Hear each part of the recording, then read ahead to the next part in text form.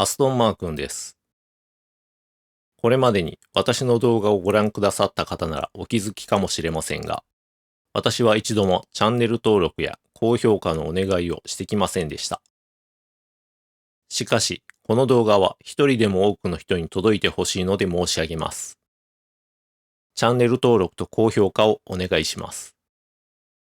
もちろん内容を見てから判断していただいて結構です。それでは始めます。今回はワールドツーリングカー600東京エクスプレスウェイ東ルート外回りを圧勝できる車をご用意しました。発売当初からプレイを続けている人からすると何を今更と思うかもしれませんが、現在も多くのプレイヤーが生まれ、このレースに挑戦して苦戦をしております。その証拠に2025年になってから公開した動画にこんなコメントが届きます。そんなプレイヤーの力になりたくて、これまでにないくらい楽に勝てる車を探してついに見つけました。その車は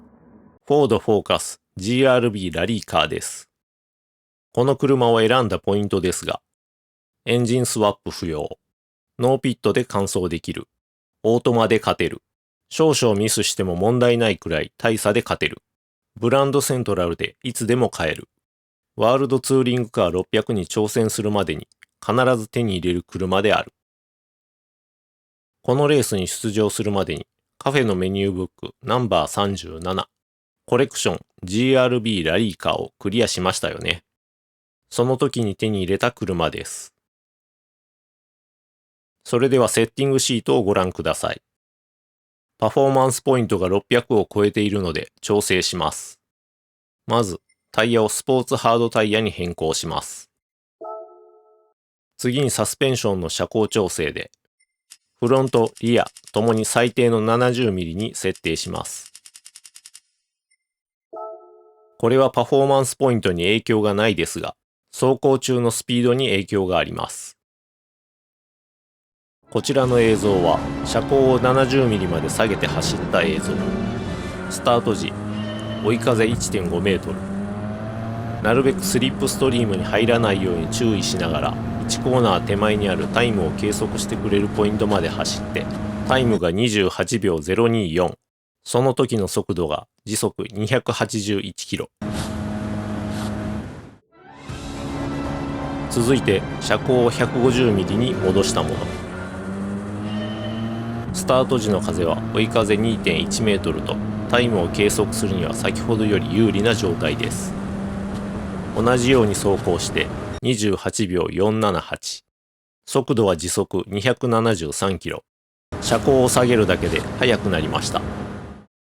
グランツーリスモ7のセッティングを勉強したことがある人なら、車高を下げすぎない方が良いと聞いたことがあるかもしれませんが、初期値が 70mm より低い車も存在しますので問題ありません。続いてダウンフォースのフロントを100に下げます。これはパフォーマンスポイントを下げる目的です。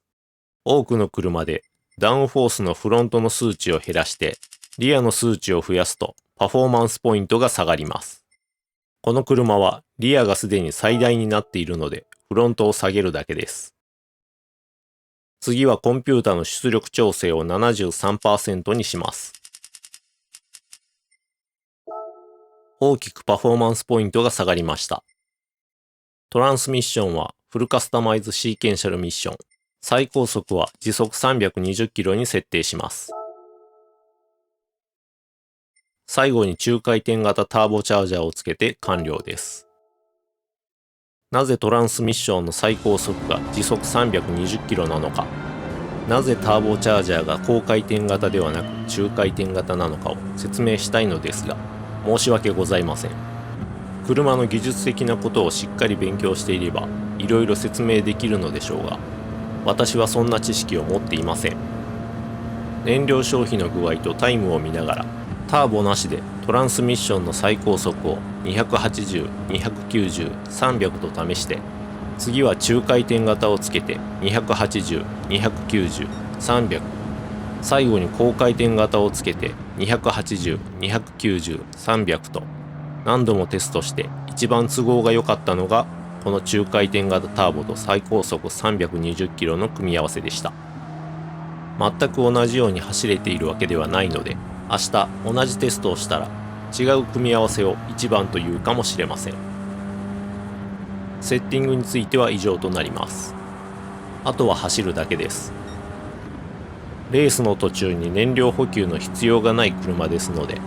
何周目にピットに入るという戦略は必要ないですし、このレースで圧勝できる車ですから、少しくらいならミスしていただいても結構です。ただ一点注意していただきたいのは、この車は私が走らせた時にフューエルマップ1の状態で燃料が12周持つ設定にしてあります。私より速く走れる方の場合、燃料消費が大きくなる可能性があります。ですので残りの燃料にはご注意を。必要があればフューエルマップの数値を大きくしてください。目安としては、レースの半分6周を走り終えた時に残量が 50% 以上、10周目に入った瞬間に残りが 25% 以上、11周目に入った瞬間に 17% 以上、ファイナルラップに入った瞬間に残り 9% 以上あれば、フューエルマップ1のままで燃料を切らすことなく完走できるはずです。それより少ない場合は、フューエルマップを2か3に設定してください。最後の直線で燃料がなくなっても勝てる差はついているんで問題ないと思いますが、気をつけてください。さて、このままファイナルラップの走りをご覧いただきます。本来レースゲームの攻略法といえば、走り方の解説もすると思うんですが、私はオンラインレースに一度も勝てず、辛くなって PS プラスの契約をしなくなったプレイヤーです。そんな私が走り方のあれこれを説明したって説得力がないでしょう。逆にその程度の腕でこんなに大きな差をつけて走れる車なのですから、フォードフォーカス GRB ラリーカーの素晴らしさが伝わったかと思います。そしてフォードフォーカス GRB ラリーカー以外にも GRB の車にはこのレースを勝てる車がたくさん存在します。というよりも、この動画作成時のバージョン 1.58 でプレイして全ての GRB 車両で優勝しました。一部勝てるけど操作が難しいのでおすすめできない車もありましたが、せっかく勝てたので全て動画でセッティングを公開する予定です。いつも通りの声なし動画になると思いますが、公開したらこの動画の説明欄にリンクを用意しますのでご覧いただければ幸いです。と言っている間にファイナルラップも終盤に差し掛かりました。この最後のヘアピン、正直に言いますが苦手です。減速が足りずに大きく膨らんだり、減速しすぎて内側にあるクッションドラムに接触することもあります。もし上手にクリアできる方ならゴールタイムが 1,2 秒早くなるかもしれません。ホームストレートに戻ってきました。まもなくゴールです。この時点で燃料が 3% 残っているので、ほとんどの人はフューエルマップ1のままで大丈夫でしょう。無事にゴールできました。出場している車の中で最高速が一番じゃないので直線で追い抜かれることがあるのと、見た目はしっかりラリーカーなので一緒に走る車と雰囲気がマッチしないことを除けば勝ちやすい本当にいい車です。気になるゴールタイムは26分12秒735、2位の RX7 に44秒もの差をつけることができました。ここまで大きな差をつけるとほとんど意味がない話になりますが、難易度ハードでプレイしていました。